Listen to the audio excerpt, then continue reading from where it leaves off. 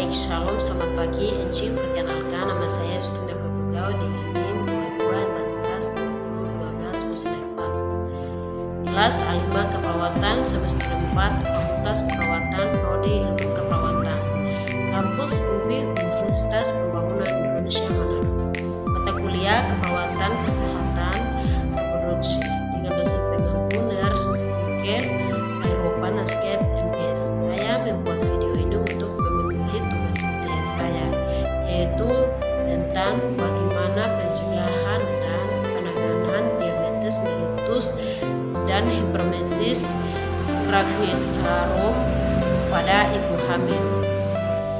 Yang pertama, pengertian hipermesis gravidarum. Hipermesis gravidarum adalah mual dan muntah yang terjadi secara berlebihan selama hamil. Mual dan muntah pada kehamilan terdetek awal sebenarnya normal, namun pada hipermesis gravidarum, mual dan muntah dapat terjadi sepanjang hari dan berisiko menyebabkan dehidrasi.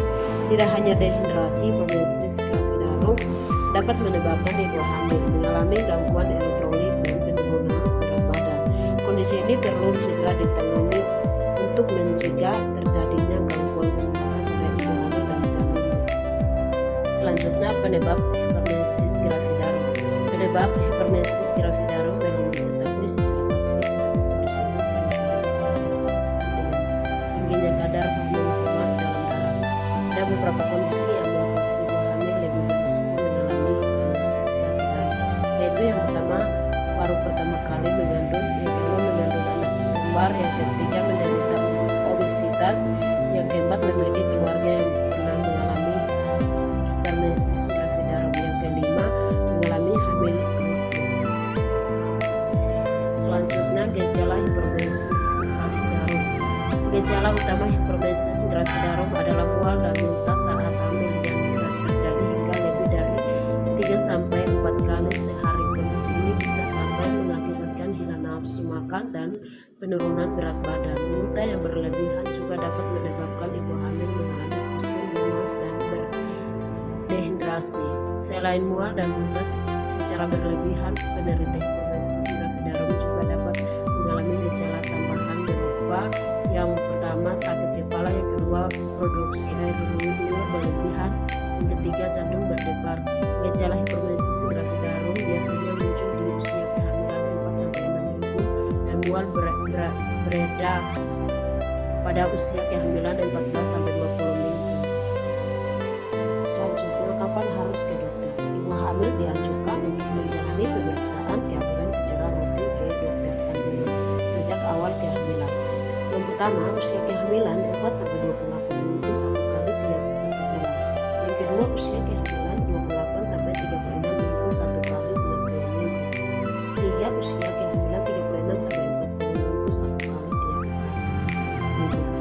Di samping melakukan pemeriksaan rutin, ibu hamil perlu segera pemeriksaan diri ke dokter jika mual dan muntah bertambah parah atau disertai dengan pusing, tidak mau makan atau minum selama 12 jam, sakit perut seperti lemas, jarang buang air kecil, kulit kering, dan muntah darah.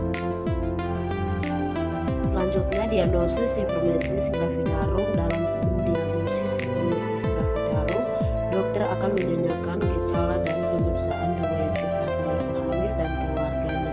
Pemeriksaan fisik juga dilakukan untuk melihat dampak dari hipermesis gravidarum, seperti tekanan darah rendah dan denyut jantung terkuat.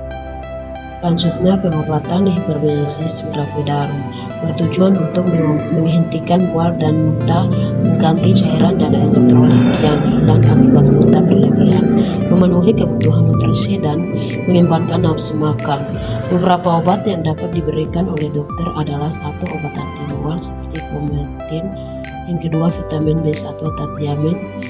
Ada juga beberapa komplikasi yang dapat terjadi adalah yang pertama, gangguan fungsi hati dan ginjal, yang kedua muntah darah yang disebabkan oleh perdarahan dari robekan di kerongkongan, yang ketiga cemas dan depresi. Jika tidak segera ditangani, hipermesis gravidarum dapat menyebabkan organ-organ tubuh ibu hamil gagal berfungsi dan bayi terlahir prematur. Selanjutnya, pencegahan hipermesis gravidarum. Belum diketahui bagaimana cara untuk mencegah hipermesis gravidarum. Meski begitu, ada beberapa upaya yang bisa dilakukan untuk meredakan sehingga tidak berkembang menjadi hipermesis gravidarum, yaitu yang pertama mencukupi waktu istirahat untuk meredakan stres dan menghilangkan lelah.